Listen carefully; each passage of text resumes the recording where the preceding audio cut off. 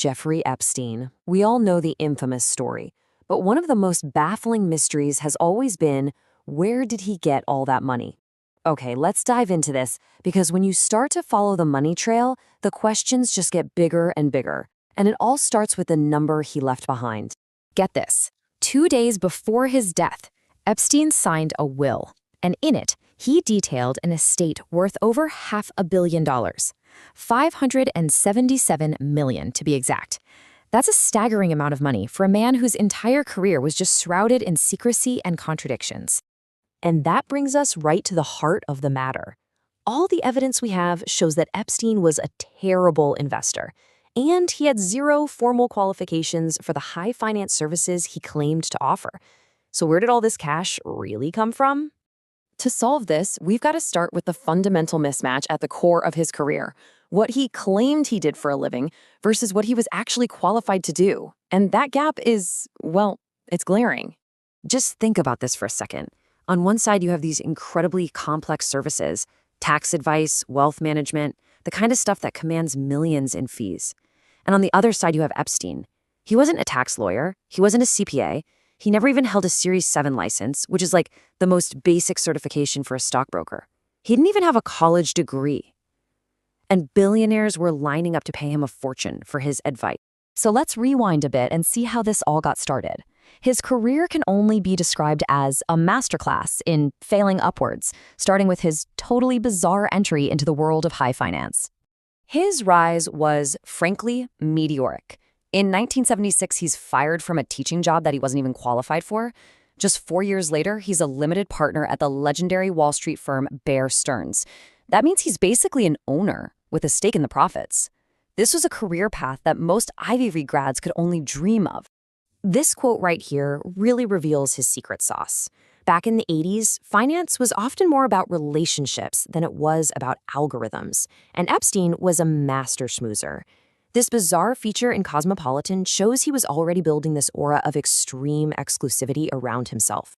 But it all came crashing down just a year later. He didn't leave to start some bigger, better company. No, he left in the middle of a storm of problems. He was breaking firm rules, he was an HR nightmare, he was facing an SEC charge, and the whole company was being looked at for insider trading.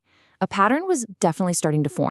So, after Bear Stearns, just bending the rules wasn't enough for him. His activities got even murkier, leading him into straight-up criminal enterprises. And believe it or not, alleged connections to intelligence operations. I mean, let this sink in. He became a senior figure at a firm called Towers Financial. That company imploded in 1993, losing investors $450 million in what was then the largest Ponzi scheme in U.S. history. And yet somehow, Epstein walked away completely clean, no charges. And the story just gets darker. His work became more and more shady, with clients like the infamous arms dealer Adnan Khashoggi. Years later, when asked about the ridiculously lenient plea deal Epstein got in Florida, a former attorney general said, on the record, that he was told Epstein belonged to intelligence and to just leave it alone. But, the biggest clue to his fortune isn't hidden away in some shadowy deal. It's actually right out in the open. It comes from the absolutely astronomical fees he charged a very small, very specific group of billionaires. These are the numbers we can actually trace. It's staggering. $200 million from Les Wexner, the founder of Victoria's Secret. Another $158 million from financier Leon Black. You add in a few other clients, and that's nearly $500 million in fees alone. Let's just take Leon Black's case. Why would a brilliant financier, the head of a massive private equity firm, pay an unqualified guy like Epstein over $30 million a year for what was supposedly simple financial advice? It doesn't add up. And the relationship with Les Wexner was even stranger. This went way beyond a typical client-advisor relationship. For over a decade, Wexner officially owned Epstein's infamous New York mansion, while Epstein just lived there. The relationship was so enmeshed, Epstein allegedly used it to pose as a talent scout for Victoria's Secret. So he had this massive income stream from a few billionaires. That should explain the fortune, right? Well, not exactly. When we start looking at his expenses and his actual performance as an investor, the puzzle just gets even more complicated. Right. Despite all his claims of being some kind of market genius, his biggest known investment, an offshore hedge fund called Liquid Funding, completely imploded during the 2008 financial crisis. It likely wiped out an investment of over $50 million.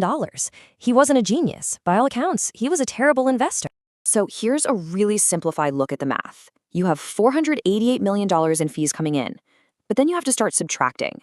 You take out his major investment losses, you take out the overhead for his staff and all his offices, and then you have to subtract the immense cost of his lavish lifestyle, private jets, multiple properties, and just astronomical legal fees. Suddenly, that $500 million fortune is very, very hard to explain. So what this all means is that the money we can see, those massive fees, it's simply not enough to explain the $577 million in his will. But more importantly, it doesn't account for the total volume of money that was actually moving through his accounts. And here it is, the final, shocking piece of the puzzle. A Senate Finance Committee investigation found that over $1.9 billion flowed through his company bank accounts. That is nearly 4 times more than all of his known client fees combined. Which leaves us with a final, deeply unsettling question.